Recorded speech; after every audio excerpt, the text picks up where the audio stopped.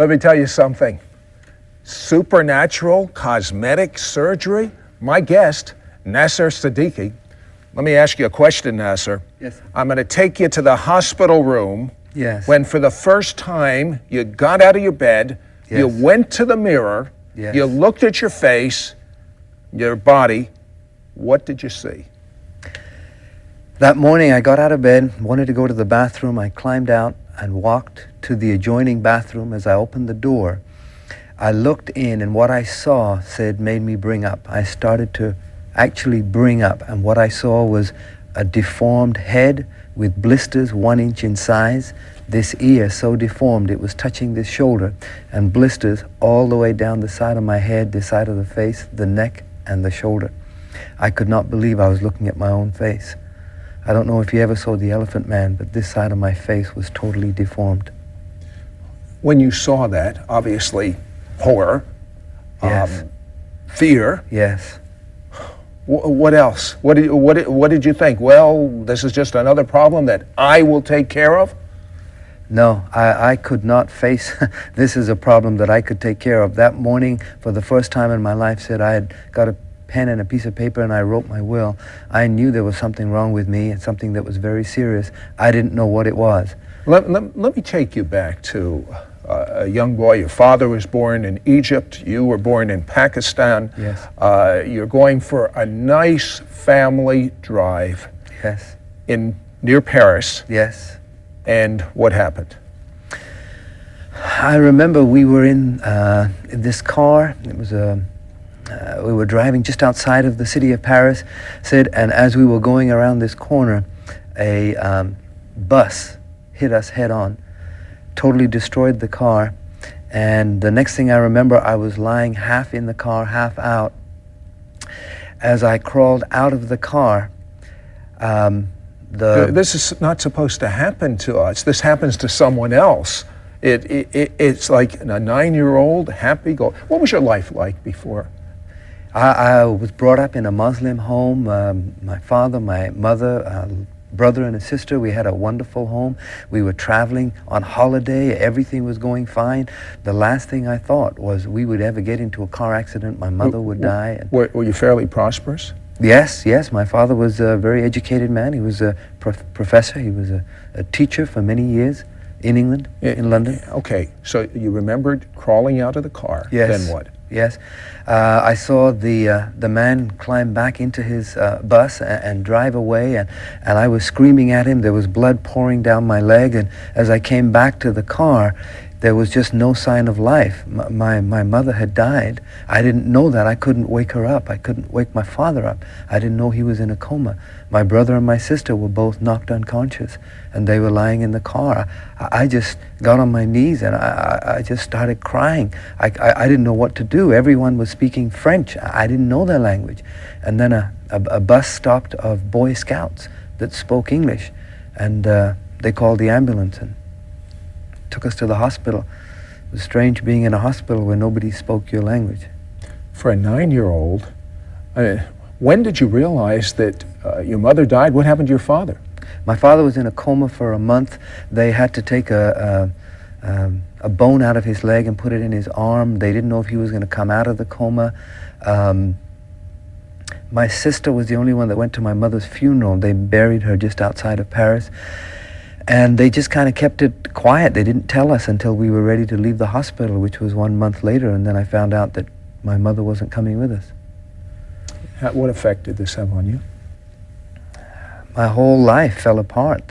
We went back to England, and my father was not capable of taking care of us, and next thing you know, my sister was in one foster home, and my brother was in another foster home, and the whole family was totally separated, and my whole world fell apart.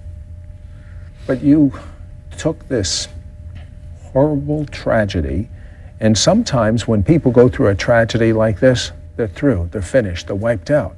But instead, you had a cause. You were driven. That'd be a fair word? I realized early in my life that being 9 years old without a mother, without a father, that you had to make it on your own. And so I would end up doing 2 paper routes in the morning and washing dishes at night, and I just knew that if it was going to happen, if I was going to have to make it myself. I became very independent, started traveling through Europe at age 13, and I knew that I was going to have to make it happen. And I knew that if I could find success in money, in finances, if I had money, I know I could take care of everything. So I was driven, yes. I was going after success. So you became a national sales director of a major life insurance company. Yes. How successful were you at your peak? At my peak, I had, in 18 months, I had reached a position that most people take 5 to 10 years to reach. I was working 18 hours a day, 7 days a week. I wasn't sleeping right, wasn't eating right. Nasir, you're exaggerating. No, 18 hours a day. I'm very serious. I would go home for 3-4 hours and then go straight back to the office. I was single, and my whole life was totally committed to making financial success. That's what I was chasing after. And you achieved that. How successful? I became the fastest promoted national sales director, who reached a position where I was making a 6-figure income. I could drive any car I wanted, live anywhere I wanted, travel around the world. I had achieved the epitome of success in this organization. And you had it, and yet you told me you were depressed. Yes. I don't understand. Come on now, that's not logical. I'm a logical person. I'm logical too. I didn't understand. That's 2 logical people, a Muslim and a Jew. So come on, explain. Why were you depressed, Nasir? I don't know. There was something missing in my life. I found myself, after reaching the peak of success, I was going to these horoscopes, and I found out they didn't have the answer. I went to even a teacup reader and trying to find out what my future held. And you know, the tea was good, but they didn't read anything in those tea leaves, and I couldn't find the answer. There was something wrong. I was in a deep depression. And you met a girl that you work with by the name of Anita, who took you home for Thanksgiving dinner, and what happened? Well, I was trying to make a good impression on her parents, and you're a salesman. I remember right after dinner, we were sitting on the couch, and I was talking to her mother, and in the middle of a sentence said, I actually fell asleep. No. I fell asleep? That's a not salesman? I know, you a can't top impress. Sales manager? I know. I knew there was something wrong with me. So I left. You really I fell asleep in the middle of a sentence. What an impression to make. I know. It wasn't a good impression. I remember I left that afternoon. I had a little rash on the side of my neck. I went to the local hospital where I lived, and they checked it out, and the doctor said, oh, no big deal. Take 2 Tylenol 2s, go to bed, you'll be fine in the morning. I went home that night, took the Tylenols, went to bed. Middle of the night, said, I remember I got up to go to the bathroom. As I stood in the bathroom, all of a sudden, just like that, I passed out. Hit the sink, I was out cold.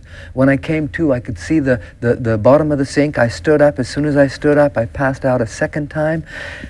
The second time I came to, I didn't even try and stand. There was something seriously wrong with me. Nasir, hold that thought. We're going to be back right after this word. Don't go away. Stay tuned as Nasir comes face to face with an unexpected supernatural presence. But first, this. We have Nasir Siddiki here, and Anita, the young lady who invited him home for dinner. Anita, really, between the two of us, what did you think when Nasir falls asleep at Thanksgiving dinner? I was ticked off. No, that's mild. Well, I really liked the man, and here I was trying to introduce him to my mother, and I thought, boy, the nerve. So he excused himself. You went home and pick up from there. Well, as I was saying, you know, I crawled back into the bedroom, and I looked in the mirror, and this time the blisters had started to grow. They were 1/2 inch in size. I knew there was something seriously wrong. I phoned Anita and I said, you better come over and take me to the hospital. She came over. We drove. How late was it at night? This was 7 o'clock in the morning. 7 in the morning. Anita, he falls asleep on your parents. Then he calls you at 7 a.m. and says, Anita, I need a favor. What's going on with Anita?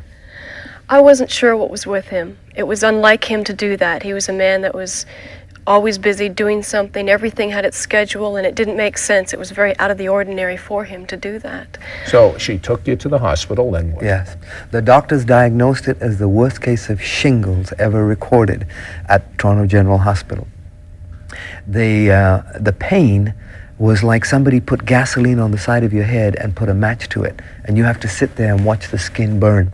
I remember I took a metal stretcher and I tried to break it in emergency because the pain was so bad. Finally, they got a room for me.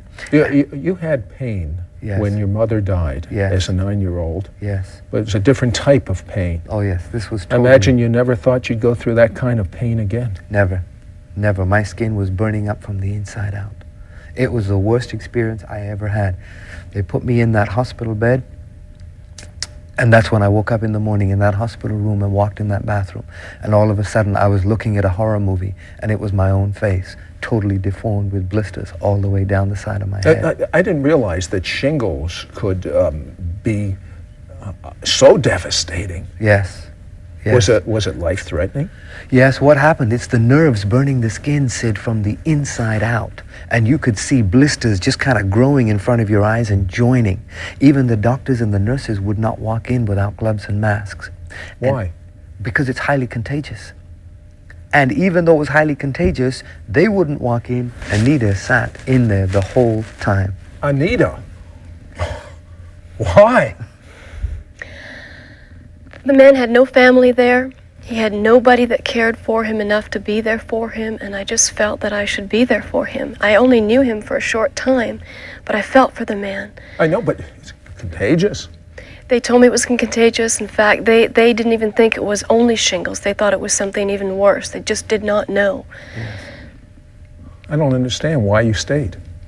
I think I was falling in love with him, perhaps. I also knew that he needed something in his life. I knew that he was searching. He's a Muslim. You come from a Christian background.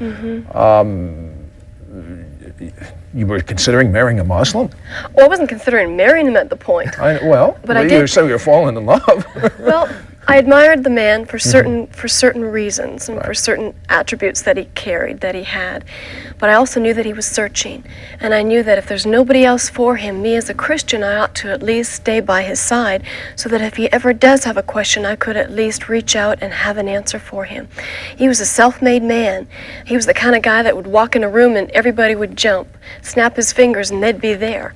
And even though I had the answer, I wasn't able to give it to him because he wasn't going to receive anything from me. So while he was in the hospital, I thought, well, if he reaches out, at least maybe I would have the answer. And I have the answer. Maybe he'll receive it from me. He'll hear me. He'll listen to what I have to say.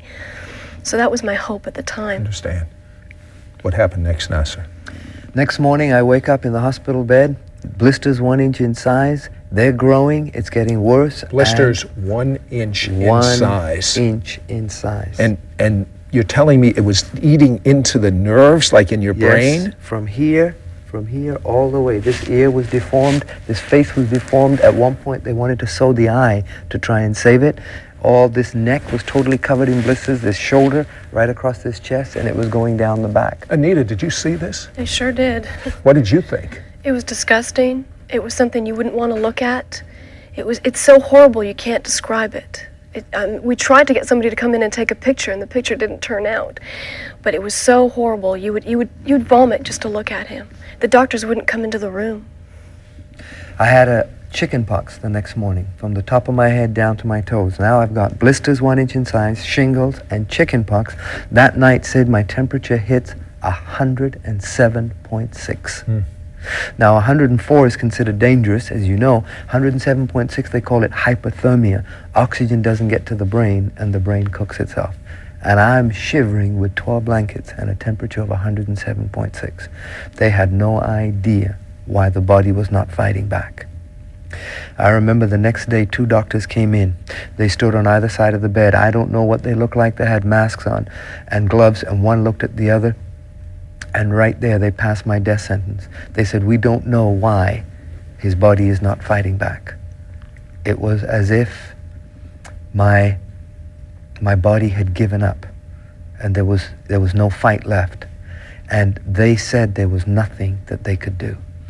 What do you do when the people that you have total faith and confidence in finally give up and leave you to die? That's the point that I had reached. What did you do? I had lost my strength, I'd lost my courage, I'd lost my determination, I I'd lost every single thing, and I would have given every penny that I owned just to live one more day. I was full of fear. I didn't know what was on the other side of death, but I knew I was afraid of it. And just out of desperation, as a drowning man going down for the third and last time, I cried out. I said, God, if you're real, don't let me die. Don't let me die. And I'm sitting here telling you, Sid, that God is real. Something happened that night. The evening before, the doctors called her out and said, if he makes it that night, I went into a semi-coma. I started to recount my childhood. They said, if he makes it that night, this ear could be blind, this ear deaf, this eye blind, this ear deaf, this lip hang down. If he speaks at all, it'll be with a lisp. The nerve endings on this side of the body have been destroyed. And that was the good news. The bad news was that I wasn't going to make it through the night. When you said that prayer, you were a broken man, not a proud, arrogant man. Totally. And what happened? Broken. I cried out in desperation. I didn't know Jesus as anything but a prophet. And I didn't cry out to Jesus. I said, God, if you're real, help me. And as real as I am here to you now, the Lord of the Christians healed me that night. Well, you're Muslim. It wasn't Allah? No, it wasn't. Well, how do you know it was the Lord of the Christians? I'll tell you what, would you hold that thought, and we're going to be back right after this word, and we're going to find out how this Muslim said the God of the Christians revealed himself. In a moment, find out how this man who looked like a leper experienced the impossible. Stay tuned. Nasir Siddiki was in that hospital, and there was no hope. The doctors had given up. He was totally deformed. I mean, but nothing mattered. He was desperate. He had previously written out his will, and he prayed as a Muslim to God, and he got a shock. I understand a presence came in. Tell me about that. Yes, I cried out to God that night, and I sensed a presence of the God of the Christians. I'm very careful with my words, Sid, because I want to be very accurate. And you say, how do I know it was the God of the Christians? It was more real to me than I am to you. Now, I can't tell you how tall or how big or what somebody looks like. I just know that I know that in my heart there was a presence there. It was the God of the Christians. It was Jesus Christ, the God of the Christians, that did something that night. And I didn't even know fully what he did until the same doctors walked in the next morning and said, it's gone into remission. It's not growing anymore. We don't know why it's not growing anymore. Now, had you ever read the New Testament? I was brought up in England, and so I was aware of Jesus that was known to the Christians as the Son of God, but as a Muslim, I was brought up believing that Jesus was a prophet, not the Son of God. I know when I went to Africa, I went to Mombasa. Yes. And it's a Muslim stronghold, and Yes. big signs, God has no son. So that must have been a troubling thing for you. Very much so. I could not understand. I was totally confused. And I kept thinking, is Jesus a prophet, the way I was brought up? Or is Jesus the Son of God? Well, the next morning they released me from hospital. I had a suitcase of all this medication they gave me, knockout drops, itch medicine, Caetril lotion. And I went back, and if you saw me walking on the street, you would have crossed over because I looked like a leper on this side of my body. It was still there, but it wasn't growing anymore. I got back home Saturday. Next morning, Sunday morning, I wake up at 6 a.m., get out of bed, I walk into my living room. I don't know why I got up at 6 a.m. I turned on the television set, and the talk show says, is Jesus the Son of God? An interesting coincidence. I have no idea what It wasn't a coincidence. That was... No, Wow. I don't know. Every single question in my heart gets answered alone at 6 a.m. in tears on my knees in front of a television set. I asked Jesus to come into my heart. And this is wonderful. Now you're a Christian, and you've got a deformed face, deformed body, Yes. and you're going to live your whole life as the Elephant Man. Yes, I cried out to God. I wanted to know who this Jesus was. See, I didn't know there was a Jesus the healer. I didn't know there was a God of love. But I knew that I was hungry to know him. I ran out the next day. I wasn't allowed to go out, but I went out and I bought a Bible. I started to find out who this Jesus is. I started to read the Gospels, and I found that Jesus is a God of love. And I cried out. I said, God, I don't want to look 75 years old. I don't want to look deformed. And every morning I would wake up and read my Bible. I remember that Friday morning I woke up and there were some blisters on the side of my pillow. And I said, oh, I shouldn't have touched them. The doctor said, don't touch the blisters. They're contagious. I got out of bed at 5 a.m. I went under the shower. And as I stood under that shower for 1.5 hours, I was praying and asking God, make me look normal again. Every single blister from the top of my head fell into the bathtub. Every single one. And the skin sit underneath was raw, like red meat, all the way down. For the first time, I started to shave. Just out of curiosity, now, was there one blister? I mean, I don't understand. No. Every one fell off? Every single blister from the top of my head, the side of my face, my ear, my neck, my shoulder, my back, every single one came down. Not one was left. And the skin looked like raw meat, and then it started to turn white. And I thought, Lord, I don't want white blotches all over my face like I've been in a fire. But you know, every single thing came back to normal. I just have on my chest here just a patch now, just on my chest here. But my face, eyesight 20/20, my hearing is normal, my speech is okay, not too much brain damage, everything is fine. Jesus is alive and well. Anita, and you are his wife today. Yes. The wife knows. Is he different than the man that you met, that man heading up $1 million corporation, successful, prosperous, and depressed? He's a completely different man. He is a nice man now. He's got time for you. He's not driven the way he was before. He was driving himself into the grave just to become successful. Even within his success, it was never enough. Now he's a different man. He has peace within himself. He has peace with his God. He's a completely changed individual. I would have not married him the way he was before. Never in a million years would I have married him that way. Nasir, this is how long ago? 8.5 years ago. You imagined it. No. Jesus isn't real. No. I'll give you $1 billion to renounce him. No. The only reason And by the way, I don't have $1 billion, but I'll tell you, I would give you $1 billion, and I know you wouldn't take it. But the question that I have for you is, if you became as successful as Nasir, you said, oh, if I only had money, then I would be happy. Untrue. Nasir had everything, and he had nothing. You see, religion is what the world looks at God in a box. But God is bigger than a box.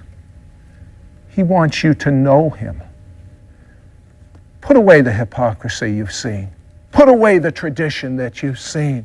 And say, God, I want to know you. And the only way to know God, is to believe Jesus died for your sins. There's no other way. There's no other name given unto men in which we must be saved. I urge you right now, pray with me.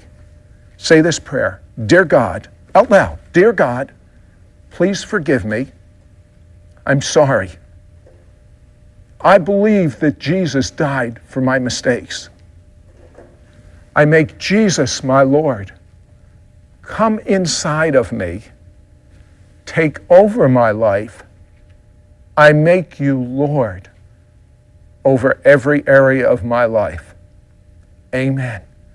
And now begin to thank him and learn more about the lover of your soul, Jesus.